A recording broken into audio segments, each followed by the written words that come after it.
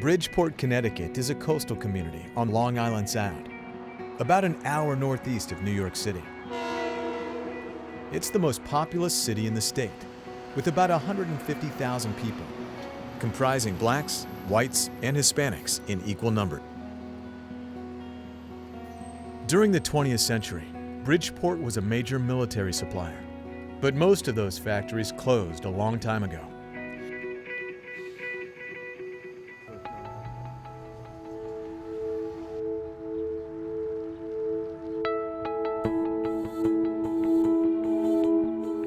In recent years, the city has worked hard to restore its prosperity, emphasizing green development and healthy living.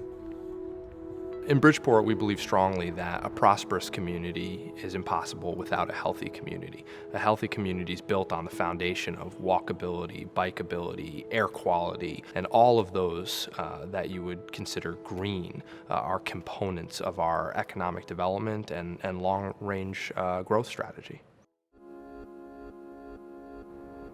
About 12% of the city's land area is vacant or underutilized, and much, if not all, of those properties would be characterized as brownfields.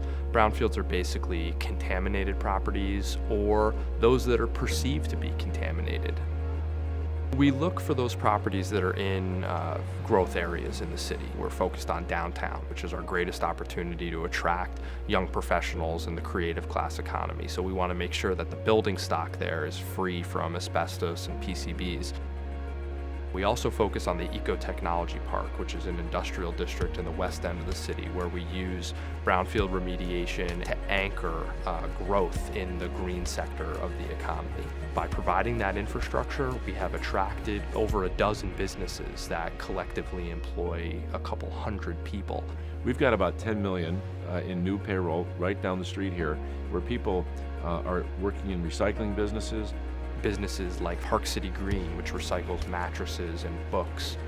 Businesses like Tri-State Biodiesel, which is undergoing an expansion to become the largest biodiesel refinery in the Northeast or Mid-Atlantic.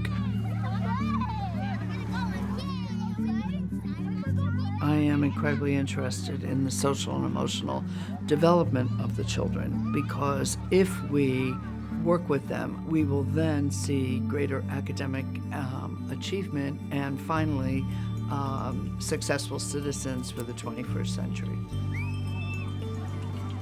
The Lighthouse program is a phenomenal program where the city provides quality after-school care for students for minimal cost. There are academic components, sports components, and certainly cultural components to the program. I always eat fresh fruits and grapes. Good for you.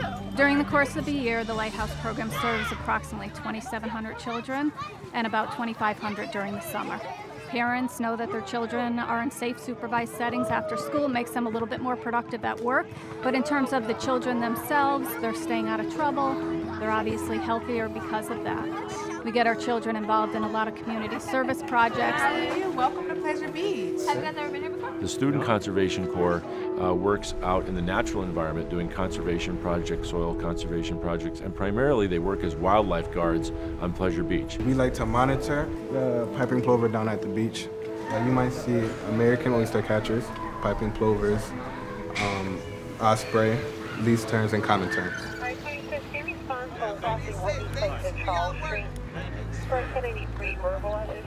If you want people to live in your city and be safe in your city and have a healthy lifestyle, the most important thing we can focus on is public safety. Because at the point of a gun, no one's safe. And unfortunately, with illegal weapons on our street, it's one of the biggest hindrances to bringing people back to cities where we know they have a better lifestyle. We're out here to help you, anything you need, just give us a call. Here in Bridgeport, Connecticut, we view urban gun violence as a public health problem. Simply putting people in jail is not going to stop this. There has to be partnerships in the community, throughout the community, with law enforcement and everyone else. And we try very hard to make this a safe place for all the residents, especially for the children. And it's great when the kids come out and say, Mommy says now I can come outside and play, because you're here.